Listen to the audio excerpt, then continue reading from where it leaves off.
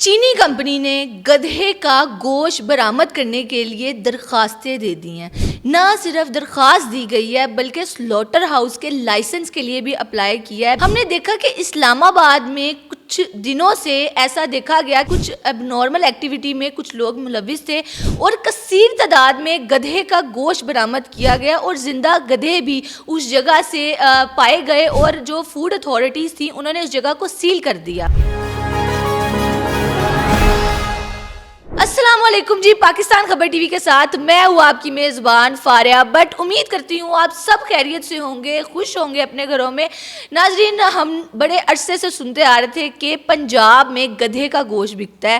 اور یہاں کے جو بیشتر بڑے بڑے نامور ریسٹورنٹس ہیں وہاں بھی گدھے کا گوشت بکتا ہے۔ ایون ناردرن ایریاز میں مری میں بھی گدھے کا گوشت کثیر تعداد میں بیچتے ہوئے لوگ پائے گئے، لیکن اب ہمارے ہی دارالحکومت میں اسلام آباد میں، جس کو دنیا کے خوبصورت ترین دارالحکومتوں میں شمار کیا جاتا ہے، وہاں پر کثیر تعداد میں غیر ملکی لوگ کچھ پائے گئے جو کہ گدھے کا گوشت بیچ رہے تھے اور اس کو دوسرے ملک بھجوانے کی جو ہے وہ تیاری کی جا رہی تھی، لیکن ہماری فوڈ اتھارٹیز نے بر وقت پہنچتے ہوئے اس جگہ کو سیل کیا۔ تمام جو گوشت تھا، تقریباً کہا یہ جا رہا ہے کہ 25 من گدھے کا گوشت وہاں سے جو ہے وہ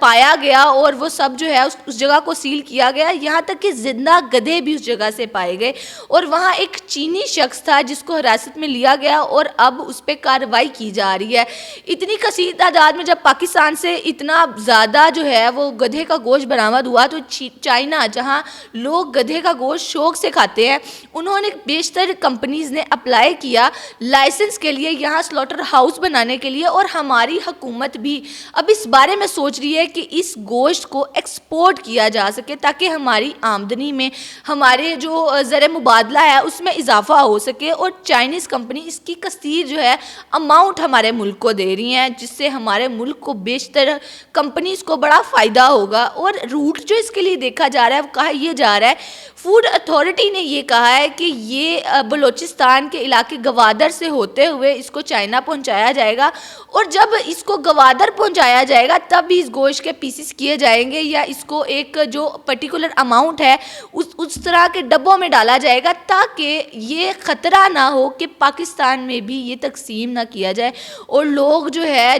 جیسے کہ ہمارے اسلام میں دیکھا جاتا ہے کہ یہاں کے لوگ نہیں کھاتے گدھے کا گوشت، تو لوگوں کو دھوکے سے نہ کھلایا جائے اور اس جرم کو جو ہے وہ نہ ہی اس طرح دیکھا جائے کہ لوگوں کی پسند کے خلاف جا کر ان کو جھوٹ بول کر